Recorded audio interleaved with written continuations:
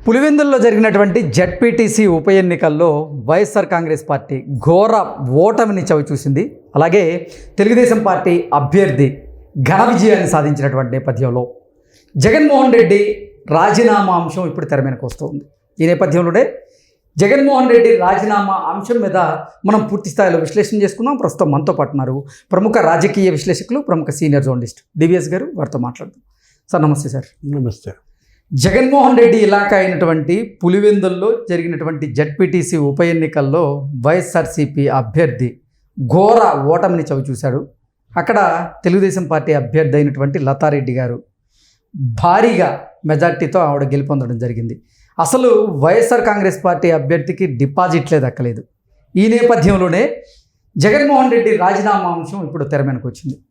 ఏంటి సార్ జగన్మోహన్ రెడ్డి రాజీనామా అంశం మీద మీ విశ్లేషణ ఏంటి?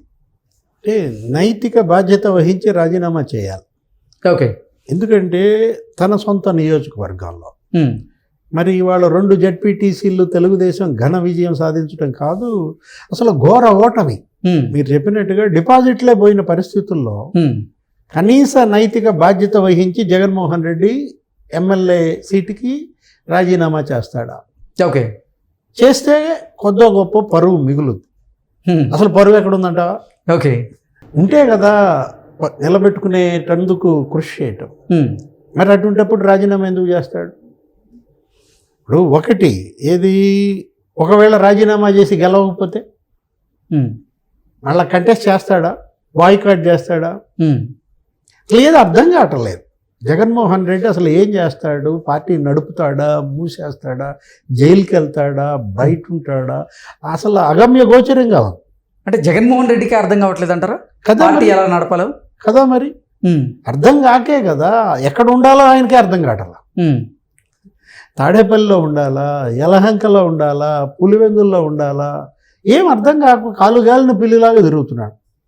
ఏది, ఇప్పుడు తాడేపల్లిలో ఉండలేడు, అలాగని యలహంకలో నిద్రపడతలేదు, నిద్రలేని రాత్రులు గడుపుతున్నాడంట. ఓకే. జగన్మోహన్ రెడ్డి నిద్రలేని రాత్రులు గడుపుతున్నాడని పయ్యావులకి వేసావు నేను స్టేట్మెంట్. ఒక రాజకీయ నాయకుడిగా నువ్వు చేయాల్సింది చేయలేదు.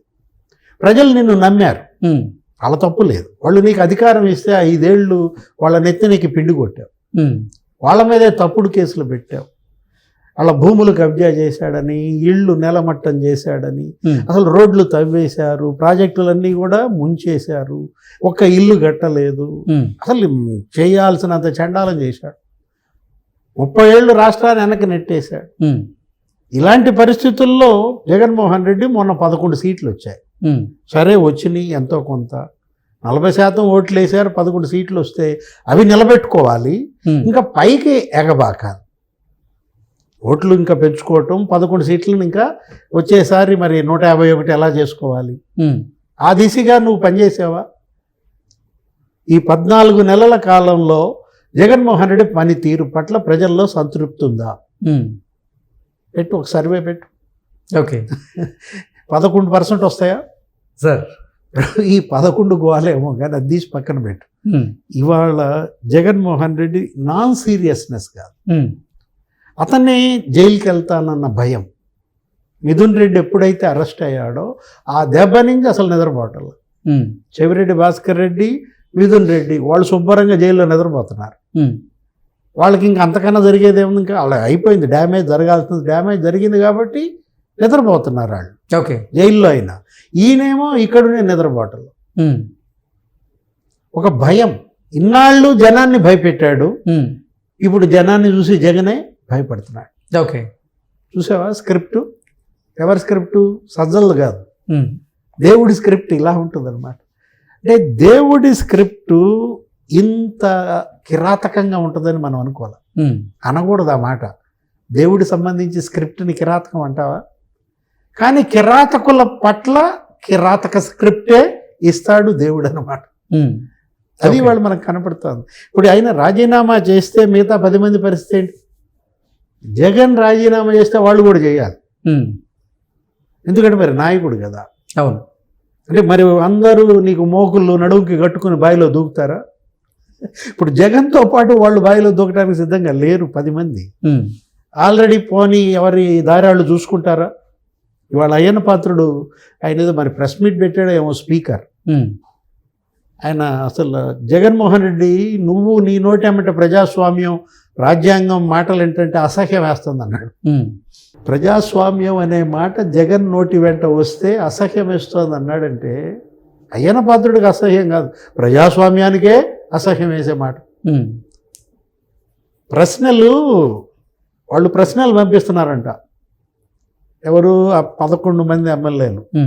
ఆయన ఒక మాట అన్నాడు స్పీకర్, మీరు సభకు రావటంలా, మీ ప్రశ్నలు మాకెందుకు, మేము జవాబులు తయారు చేయటం, మీరు వస్తే ఇస్తాం, చదివి చెప్తాం.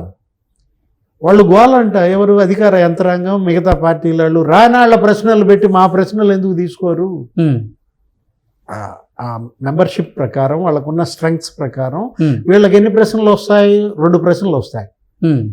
ఎవరికి, వైసీపీ ఎమ్మెల్యేలకి. మీరు వస్తే మీ ప్రశ్నలు తీసుకుంటాం, లేకపోతే తీసుకోమంటున్నారు. అది అక్కడ సభ.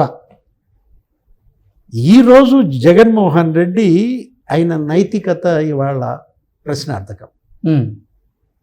నిజంగా నైతికత ఉంటే, మొరాలిటీ ఉంటే రాజీనామా చేయాలి. 2 జడ్పీటీసీలు ఓడిపోయినందుకు చేద్దాం, చేస్తే తర్వాత ఏంటి పరిస్థితి?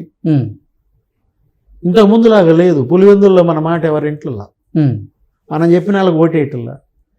మనకు ఓటేయకపోగా బాయ్కాట్ చేయమన్నా కూడా చేయలేదు. ఇవాళ పులివెందుల కాదు, అది ప్రజావెందుల. ఓకే, అది జనవెందులుగా మారింది, జగన్ వెందులు కాదు. ఇప్పుడు మొదటిసారి వైఎస్ ఫ్యామిలీలో ఈ విధమైన గడ్డు పరిస్థితి. ఓకే, అంటే వాళ్ళకలే, జనానికి కాదు. రాజశేఖర్ రెడ్డి, వివేకానంద రెడ్డి, రాజారెడ్డి అసలు వాళ్ళు చెప్పిందే వేదం, వాళ్ళ మాట శిలా శాసనం.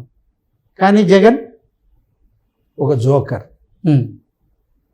ఇవాళ జగన్మోహన్ రెడ్డి ఒక జోకర్గా మారిన పరిస్థితుల్లో ఒకవేళ అతను కనుక అసెంబ్లీకి రాజీనామా చేస్తే షర్మిల్ రెడీగా ఉంది, కాంగ్రెస్ తరపున వేస్తుంది. ఓకే, బీటెక్ రవి రెడీగా ఉన్నాడు, తెలుగుదేశం, బీజేపీ, జనసేన తరపున వేస్తాడు. అంటే fight Sharmila versus BTech Ravi. Okay, అంటే జగన్మోహన్ రెడ్డి స్థానం ఎక్కడ? జడ్పీటీసీలోనే డిపాజిట్లు పోతే నువ్వేమో ఆయన రాజీనామా చేస్తాడండి, ఆయన రాజీనామా చేసి కూడా డిపాజిట్లు పోగొట్టుకోమంటావా? మరీ అంత తెలివి తక్కువడా జగన్మోహన్ రెడ్డి? ఓకే, అంటే అటు సభకెళ్ళడు, ఇటు రాజీనామా చేయడు, త్రిశంకు స్వర్గంలో పులివెందులను పెడతాడు. ఓకే, నువ్వు రాజీనామా చేస్తే చక్కగా వాళ్ళ ప్రజాప్రతినిధులు వాళ్ళు గెలిపించుకుంటారు, వాళ్ళ సమస్యలపైన అక్కడ సభలో మాట్లాడతారు, వాళ్ళ సమస్యలు పరిష్కరిస్తారు. అబ్బే, పగబట్టాడు. జగన్ పగ ఎలా ఉంటుందో ఇప్పుడు పులివెందుల ప్రజలకి అర్థమవుతారు. Okay, okay sir, thank you so much.